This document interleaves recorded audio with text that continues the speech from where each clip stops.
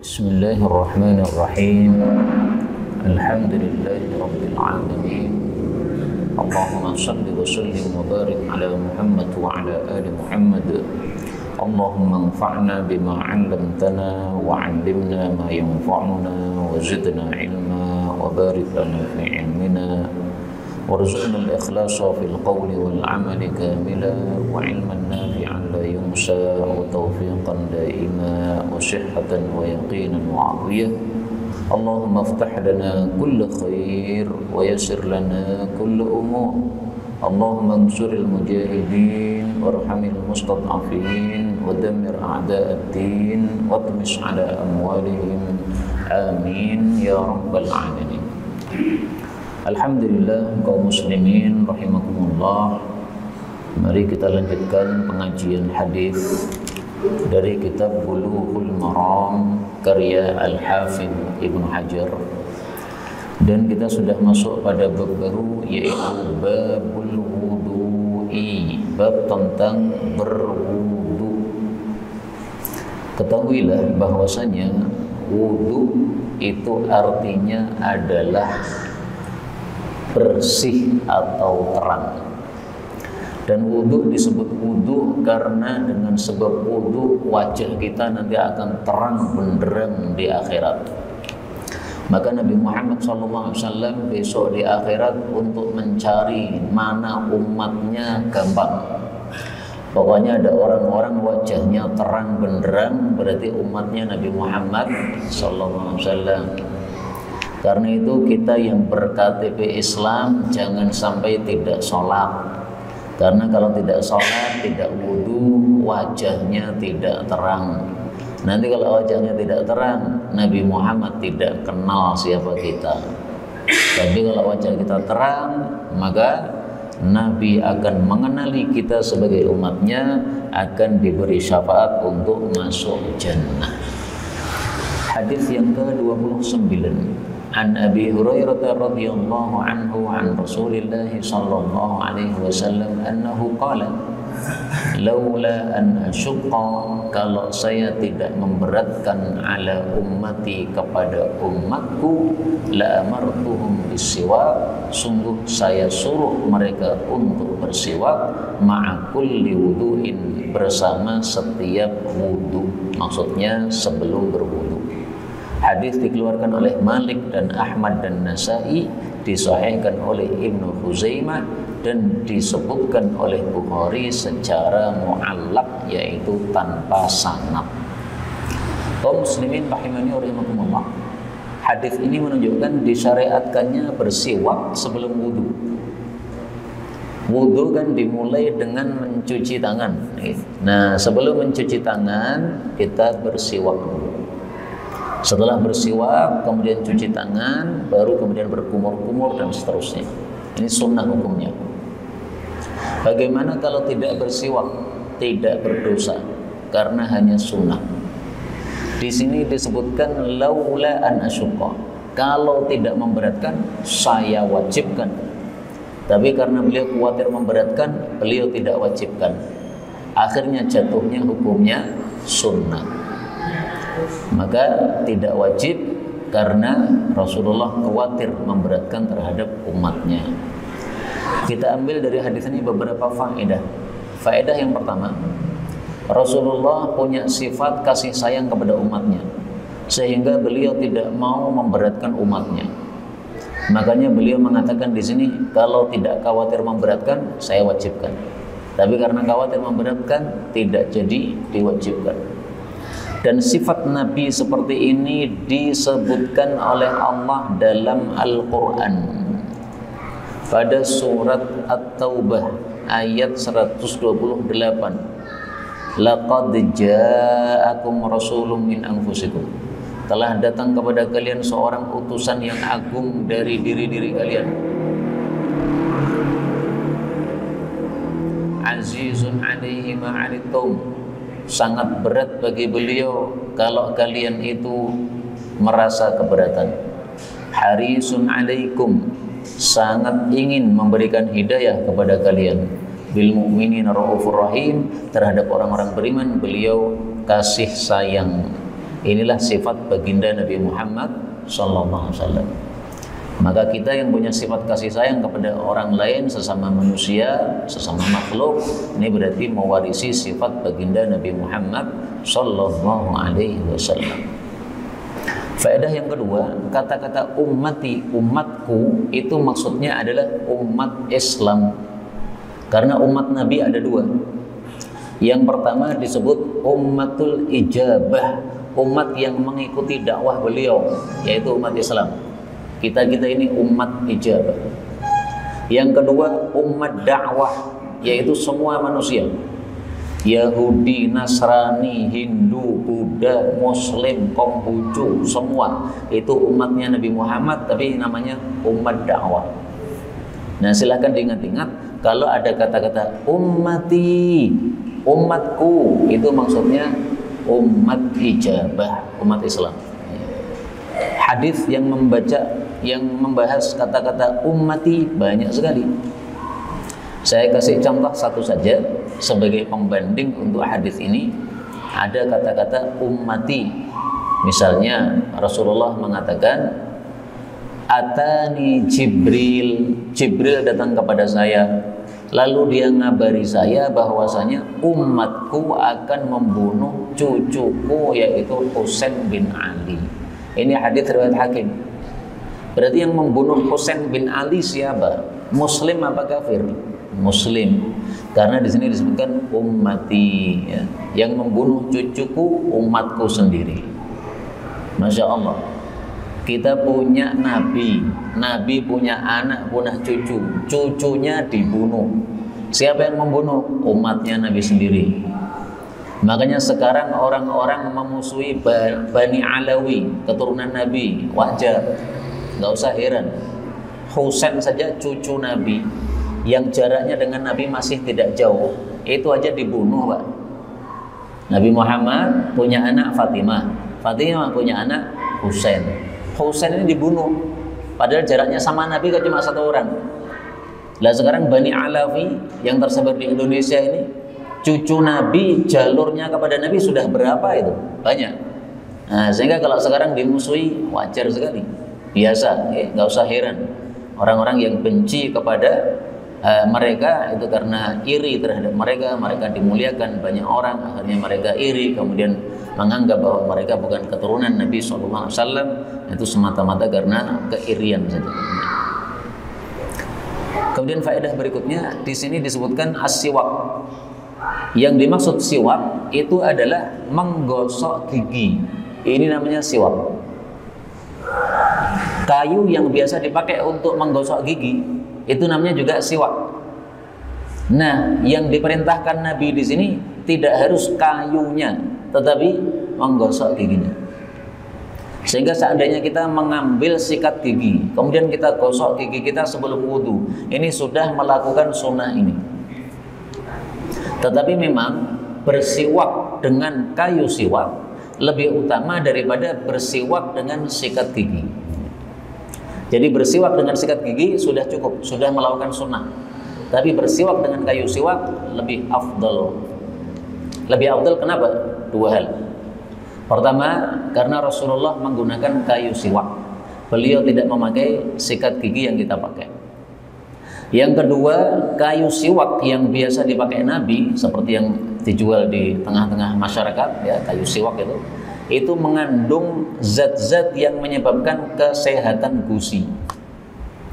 Makanya ada odol pasta gigi, ya, judulnya siwak. Kenapa? Karena mengandung kayu siwak. Kenapa digunakan untuk pasta gigi? Karena bisa menyehatkan gusi. Faedah berikutnya, di sini disebutkan ma'a kulli wudu, bersama setiap wudu. Yang dimaksud bersama adalah sebelum wudu. Jadi bukan setelah wudu. Meskipun setelah wudu itu juga bersama, ya. Tapi yang dimaksud di sini sebelum wudu.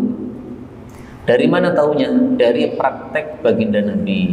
Mari kita lihat prakteknya baginda Nabi. Tasawwaka qabla ayyatawadda'a. Hadis diriwayatkan oleh Imam Abu Dawud. Rasulullah kalau bangun tidur baik siang malam tasawwaka, menggosok gigi, qabla ayatawadda, sebelum berwudu. Nah, berarti menggosok giginya sebelum wudu, bukan setelah wudu. Jadi kata-kata ma'a, bersama, yang kata-kata ini tidak begitu jelas, apakah setelah ataukah sebelum, nggak jelas kan? Nah, itu bisa dipahami dengan hadis yang lain yang menyebutkan kata-kata yang jelas. Karena itu kalau kita baca satu hadis tidak begitu paham karena tidak jelas, baca hadis yang lain yang semakna, yang lebih jelas. Karena satu hadis dengan yang lainnya saling menjelaskan, sehingga apa yang tidak jelas sudah dijelaskan pada hadis yang lain yang jelas. Kemudian di sini ada kata-kata mu'allaq. Imam Bukhari juga meriwayatkan hadis ini, tetapi mu'allaq. Mu'allaq itu maksudnya tidak ada sanadnya. Imam Bukhari langsung mengatakan Abu Hurairah berkata. Padahal antara Imam Bukhari dengan Abu Hurairah ini jaraknya jauh, nggak nyambung. Berarti tanpa sanad. Nah, seperti ini kalau Imam Bukhari meriwayatkan tanpa sanad, tetapi dengan kalimat yang tegas, jelas, maka itu pasti hadisnya sahih. Dan ini contohnya, dia tanpa sanad tetapi hadisnya sahih karena digunakan kata-kata yang tegas atau jelas. Hadis 30. Wa an Humran, dari Humran, anna Utsman, bahwasanya Utsman bin Affan da'a bi wudu'in, minta air wudu, fa ghassala kaffaihi, lalu membasuh kedua telapak tangannya, thalatha marratin, 3 kali. Jadi berwudu itu dimulai dengan cuci tangan 3 kali. Telapak tangan. Ya. Hukumnya apa? Sunnah. Menurut mayoritas para ulama. Tetapi menurut Imam Ahmad, hukum mencuci telapak tangan sebelum wudu adalah wajib kalau bangun tidur. Panjenengan tidur malam, nah bangun tidur tidak boleh langsung wudu, cuci telapak tangan dulu, wajib kata Imam Ahmad. Summa, kemudian tamat madhu, beliau berkumur-kumur, wastansyaqa dan istinsyak, wastanthara dan istinsar. Yang dimaksud berkumur-kumur, memasukkan air dalam mulut lalu digerak-gerakkan, itu namanya berkumur-kumur. Maka kalau hanya dimasukkan saja itu belum berkumur. Disebut berkumur kalau kita gerakkan air dalam mulut yang kita masukkan itu. Yang dimaksud istinsyak itu adalah memasukkan air ke lubang hidung. Jangan sampai masuk ke tenggorokan, puasa kita jadi batal. Nah, cuma sampai sini saja. Yang dimaksud istinsar itu adalah mengeluarkan lagi air yang sudah kita masukkan ke lubang hidung, keluarkan lagi.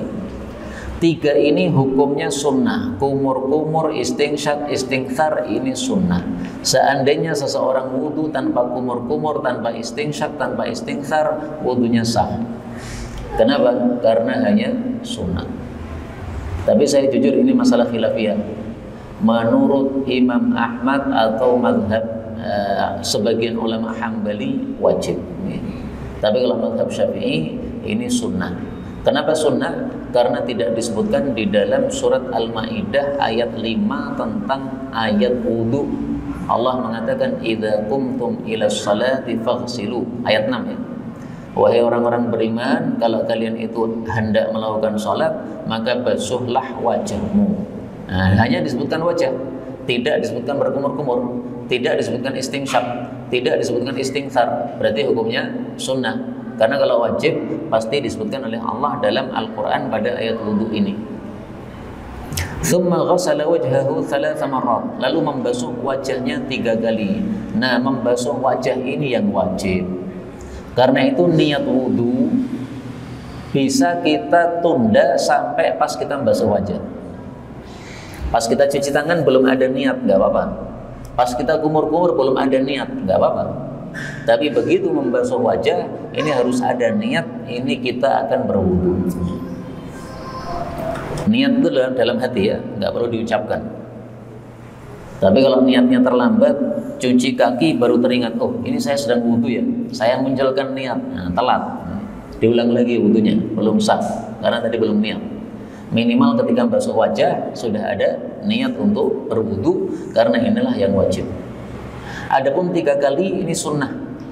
Yang wajib hanya 1 kali. Dan wudu itu ada 3 macam.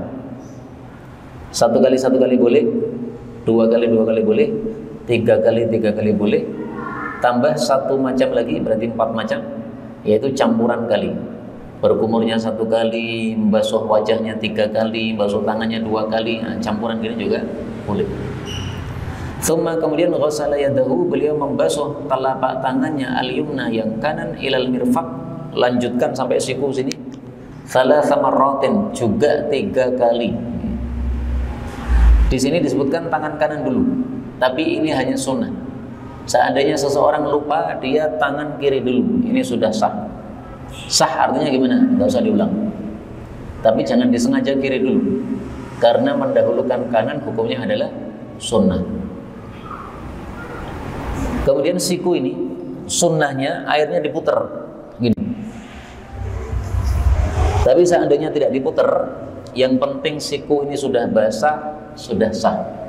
Kita buka keran, kemudian siku kita taruh di bawah keran, gerojoki siku sini, sudah sah. Tapi kalau mau lebih sempurna, diputar airnya seperti dilakukan Nabi ya, dalam riwayat Daraqutni, diputar airnya. Tsummal yusra mithla dzalik, kemudian yang kiri semisal itu juga, yaitu 3 kali dan di sini diputar juga. Tsumma masaha bi ra'sihi, kemudian beliau mengusap kepala. Untuk kepala tidak disebutkan berapa kali, berarti maksudnya hanya 1 kali. Maka khusus kepala tidak ada 2 kali, tidak ada 3 kali, hanya ada 1 kali. Wudhu kan tadi 4 macam ya. 4 macam wudhu ini semuanya untuk kepala sama, yaitu cuma 1 kali. Maka tidak ada mengusap kepala 3 kali, nggak ada. Mungkin ada yang bertanya, tetapi saya temukan dalam Sunan Abu Dawud Nabi mengusap kepala 3 kali. Maka saya jawab itu hadisnya dhaif. Hadis yang dhaif tidak bisa dijadikan sebagai dasar. Ini yang sahih ya, tidak disebutkan berapa kali, berarti cuma 1 kali. Kenapa untuk kepala cuma 1 kali, sementara yang lain-lain 3 kali? Karena kepala hanya diusap, sementara yang lain-lain dibasuh. Dibasuh itu tujuannya membersihkan, makanya kalau diulang 3 kali wajar, biar bersih. Kalau diusap, ini tujuannya bukan membersihkan, karena ketika kita usap ini, ya kotoran masih ada, sehingga karena tujuannya bukan untuk membersihkan, tapi untuk mengusap saja, maka tidak perlu sampai 3 kali. Tsumma ghassala rijlahul yumna, kemudian beliau membasuh kakinya yang kanan ilal ka'bain, sampai mata kaki, thalatha marrat, 3 kali. Maka mata kaki harus basah. Kalau mata kakinya tidak basah, wudunya tidak sah, masuk neraka. Yang mengatakan masuk neraka bukan saya, tetapi Rasulullah sallallahu alaihi wasallam. Beliau mengatakan wailul lil a'qabi minan nar, celaka tumit-tumit yang tidak terkena air wudu karena masuk neraka. Tumit itu kan posisinya di bawahnya mata kaki, Bang. Ini mata kaki, nah, tumitnya kan di bawahnya itu. Maka mata kaki harus kena air, berarti bawahnya semuanya harus kena air semuanya. Tidak kena air, masuk neraka. Jadi orang muslim sudah sholat tuh bisa masuk neraka, Pak. Muslim sholat, jamaahnya shaf pertama, tapi wudunya tidak sempurna. Yang mestinya kena air tidak kena air, masuk neraka. Nah sekarang bayangkan, kalau yang sholat di shaf pertama bisa masuk neraka, bagaimana yang tidak sholat, tambah jeru nerakanya, Pak. Jadi jangan santai-santai kita jadi orang muslim. Yang penting saya Islam, nggak bisa. Islam itu ada konsekuensinya. Kamu Islam, ya sholat 5 waktu, nggak sholat neraka. Yang mengatakan neraka bukan saya, tapi Allah Subhanahu wa ta'ala. Ma salakakum fi saqar, qalu lam nakum minal musallin. Tsummal yusra, kemudian kaki kiri mithla dzalik, semisal itu, yaitu 3 kali. Tsumma qala, kemudian dia mengatakan ra'aitu, saya melihat Rasulullah sallallahu alaihi wasallam tawadda'a, berwudu nahwa wudu'i hadza, semisal wudu saya ini. Hadis muttafaqun alaih. Nah, wudu yang dipraktekkan oleh Sayyidina Utsman yang 3 kali ini disebut ulama dengan istilah asbaghul wudu. Asbaghul wudu artinya wudu yang paling sempurna. 3 kali 2 kali boleh, 1 kali boleh, campur kali 2 juga boleh, tapi paling sempurna 3 kali. Karena itu kalau kita bisa wudhu 3 kali setiap anggota, bagus. Tapi kalau kita pengen 1 kali sudah sah dan sudah cukup, tidak ada masalah. Kemudian di sini dikatakan, saya melihat Nabi berwudu seperti wudu saya ini. Beliau mengatakan nahwa, yang artinya seperti. Beliau tidak mengatakan mithla, yang artinya juga seperti. Kenapa beliau tidak mengatakan mithla, tetapi memilih kata-kata nahwa? Karena kata-kata mithla itu adalah seperti yang persis 100%. Itu namanya mithla. Maka Sayyidina Utsman tidak mengatakan mithla, dia mengatakan nahwa. Wudu saya mirip wudunya Nabi, tapi derajatnya lebih rendah. Wudunya Nabi pasti lebih sempurna. Maka ini termasuk tawadhunya Sayyidina Utsman. Dia mengatakan saya wudunya persis Nabi, tapi persisnya nggak bisa 100%. Ya. 100% berarti derajatnya sama. Nah, tidak mungkin derajatnya sama, karena amalan Nabi pasti lebih sempurna. Salah satu kesempurnaan wudu itu adalah kalau kita berwudu sambil kita menghayati gugurnya dosa-dosa dari tangan kita pas kita basuh tangan. Sambil kita menghayati gugurnya dosa-dosa dari wajah kita basuh wajah. Orang wudu basuh wajah, itu dosa-dosa yang dilakukan oleh mata itu netes bersama air yang dipakai untuk berwudu. Nah, termasuk kesempurnaan wudu kalau pas kita berwudu ini sambil menghayati ini, dosa-dosa saya menetes, dosa-dosa saya lenyap, dosa-dosa dari kaki lenyap. Nah, maka wudunya semakin sempurna. Maka mari kita sempurnakan wudu supaya bisa mendekati wudunya Rasulullah sallallahu alaihi wasallam. Hadis 31, wa an Ali radhiyallahu anhu, dari Ali, ini cucu ini adalah menantunya Nabi. Fi sifati wudu'in Nabi sallallahu alaihi wasallam, dalam sifat wudu'nya Nabi, qala, Ali mengatakan, wa masaha, dan Nabi mengusap bi ra'sihi, kepalanya, wahidatan, 1 kali. Nah, di sini jelas kepala 1 kali. Kalau hadis sebelumnya tadi tidak disebutkan berapa kali. Yang lainnya disebutkan 3. Begitu kepala nggak disebutkan, berarti 1 kali. Nah, kalau di sini malah jelas wahidatan, 1 kali, riwayat Abu Dawud. Adapun yang mengatakan 3 kali dhaif tidak bisa dijadikan dalil. Karena itu jangan sekali-kali wudu ngusap kepala 3 kali. Jangan dilakukan. Kenapa? Tidak sahih. Tapi saya jujur, Pak, kalau mazhab Syafi'i, mereka mengatakan sunnah mengusap kepala ketika wudhu 3 kali. Wajibnya 1 kali, sunnahnya 3 kali. Ini mazhab Syafi'i. Tetapi tidak bagus pendapat ini karena dalilnya tidak sahih. Untuk ibadah kita perlu dalil yang sahih. Maka meskipun dalam mazhab Syafi'i ada, nggak usah dilakukan. Kita disuruh ngikuti Nabi, tidak disuruh ngikuti mazhab Syafi'i. Hadis 32, wa an Abdullah bin Zaid bin Asim radhiyallahu anhuma fi sifatil wudu, tentang sifat wudunya Nabi, dia mengatakan, wa masaha Rasulullah sallallahu alaihi wasallam bi ra'si, Nabi mengusap kepalanya, fa aqbala bi yadayhi, beliau mendepankan tangannya, wa adbara, dan membelakangkan tangannya. Muttafaqun alaih. Mendepankan itu maksudnya mulainya dari belakang sini, didepankan ke ubun-ubun, setelah itu dibalikkan dari ubun-ubun ke belakang. Ini tafsiran yang pertama, karena ada 3 tafsiran. Tafsiran yang kedua, mendepankan itu mulainya dari tengah sini, kemudian didepankan, setelah itu mulai lagi dari tengah, kemudian dibelakangkan. Ini tafsiran yang kedua. Tafsiran yang ketiga sebaliknya, malah justru mulainya dari depan. Mendepankan itu artinya memulai dari depan, kemudian ditarik ke belakang, habis itu dikembalikan ke depan. Mana dari 3 cara ini panjenengan lakukan, semuanya sah.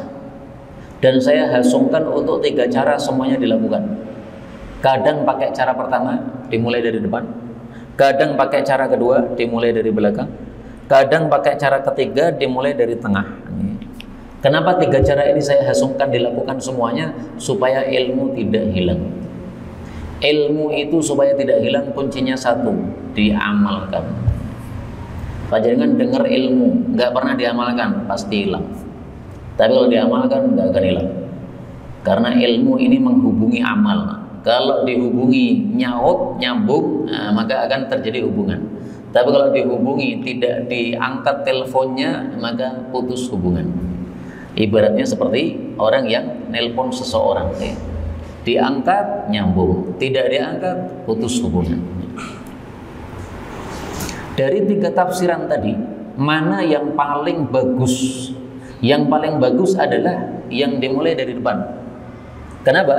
Karena dalam satu lafaz disebutkan bada'a bi muqaddam ra'si. Nabi memulai dengan bagian depan kepala. Hatta dhahaba bihima ila qafah, sampai digerakkan ke tengkuknya, belakang. Thumma raddahuma, kemudian dikembalikan lagi keduanya ilal makanil ladzi bada'a minhu, ke tempat yang beliau memulai, yaitu ke ubun-ubun. Nah, ini kalimatnya karena sudah sangat jelas, maka ini tafsiran yang paling bagus. Tapi tetap saja 3 tafsiran dari para ulama tadi tidak kita ingkari dan semuanya bisa diamalkan. Tafsiran yang paling bagus dimulai dari depan. Maka mendepankan artinya memulai dari depan. Kekurangannya cara ini adalah kalau kita mulai dari depan ke belakang, kemudian dibalik lagi, rambut kita jadi amburadul. Rambutnya jadi amburadul. Tapi kalau kita mulai dari belakang, didepankan, habis itu dikembalikan ke belakang, maka rambut kita sudah rapi langsung. Tapi meskipun rambutnya jadi amburadul, inilah cara atau tafsiran yang paling bagus karena kalimatnya paling jelas dalam hadis Nabi SAW. Untuk ibu-ibu, karena ada pertanyaan dari ibu-ibu, kalau rambutnya panjang bagaimana? Ini bukan mengusap rambut, tapi mengusap kepala. Jadi yang diusap itu cuma area kepala. Kepala kan dari ubun-ubun sampai tengkok kan. Nah udah itu aja.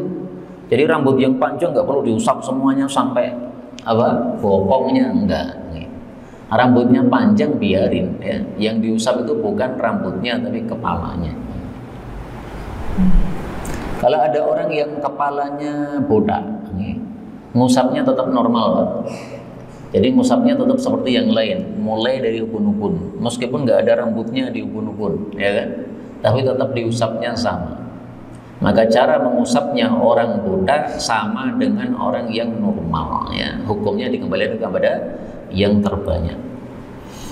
Hadis 33, wa an Abdullah bin Amr radhiyallahu anhuma fi sifatil wudu, tentang sifat wudunya Nabi, qala, dia mengatakan, thumma, kemudian masaha bi ra'si, beliau mengusap kepalanya, wa adkhala isba'ihi, dan memasukkan kedua jarinya, as-sabbahataini, jari telunjuk, fi udhunaihi, pada kedua telinga. Nah, jadi ngusap telinga itu jari telunjuknya ini masuk sini. Karena kan telinga ini kan banyak lekuannya itu, sehingga kalau jarinya tidak dimasukkan, itu kotorannya masih nempel. Maka jarinya dimasukkan supaya kotorannya terkena, terambil. Wa masaha, dan beliau mengusap bi ibhamaihi, jempolnya, dhahira udhrihi, pada bagian luar dari telinga. Nah, jadi untuk telinga itu kita pakai 2 jari. Jari telunjuk masuk ke dalam telinga, jari jempol ini di luar telinga, diusapkan.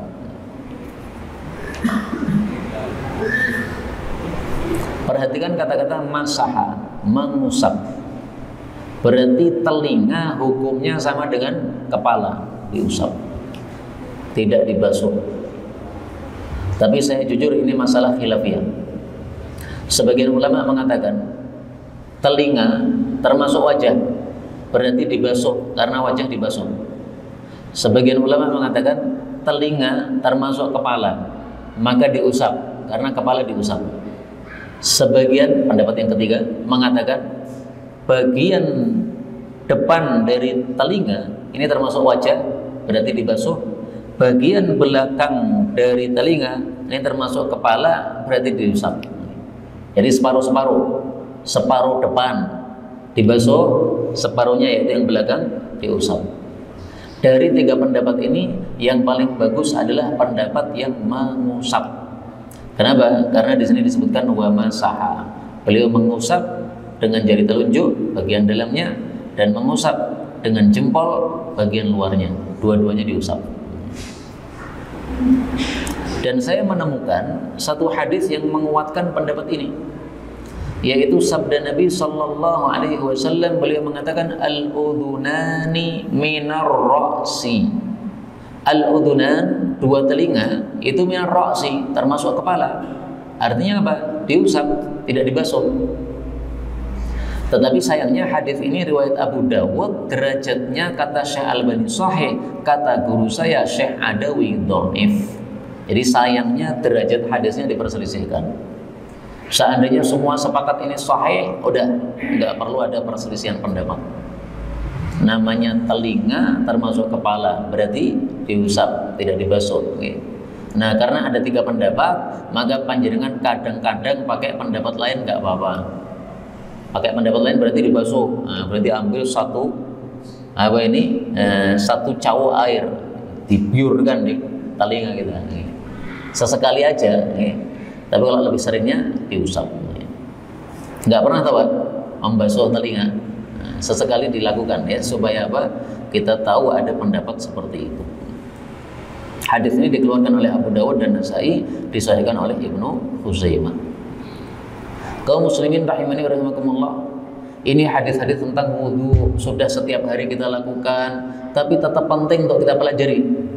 Karena ilmu-ilmu seperti ini kalau tidak dipelajari, kadang-kadang wudhu kita sudah kebacut salah sehingga bablas salah karena kita tidak mempelajari hadis-hadis yang detil-detil seperti ini.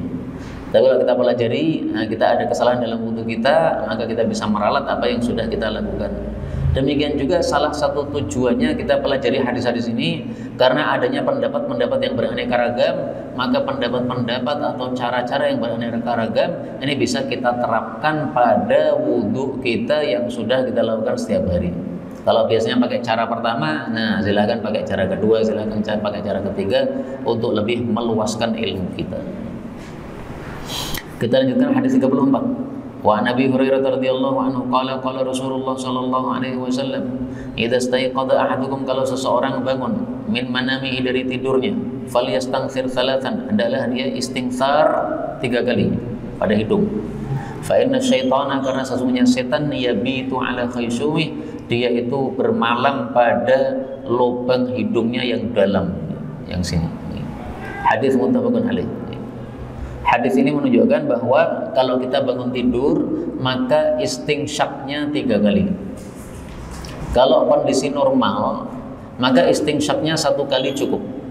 Tapi kalau kondisi bangun tidur, istinsyaknya 1 kali tidak cukup, perlu 3 kali. Supaya setan yang bermalam di dalam lubang hidung kita itu bablas turun bersama istinsyak yang kita lakukan. Dan kata-kata ini, setan bermalam pada lubang hidung kita, ini sesuatu yang bisa dinalar. Lubang hidung kita kecil. Setan itu makhluk gaib, makhluk halus. Karena halus maka dia bisa masuk pada tempat yang kecil. Kita bayangkan ya, ini ada sinar lampu. Malaikat itu diciptakan dari sinar.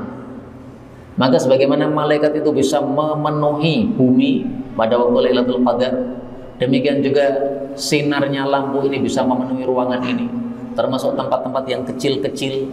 Misalnya ada jarak antara tembok satu dengan tembok yang lainnya kecil, itu bisa kemasukan sinar.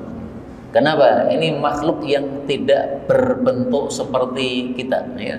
Kalau makhluk berbentuk seperti kita, ini perlu tempat yang longgar. Tempat sempit nggak bisa kita masuk. Tapi makhluk yang seperti ini, sinar yang tidak tampak, yang gaib, makhluk halus kalau bahasa yang lainnya, itu bisa di tempat-tempat yang kecil. Maka setan bermalam di hidung kita ini tidak mustahil.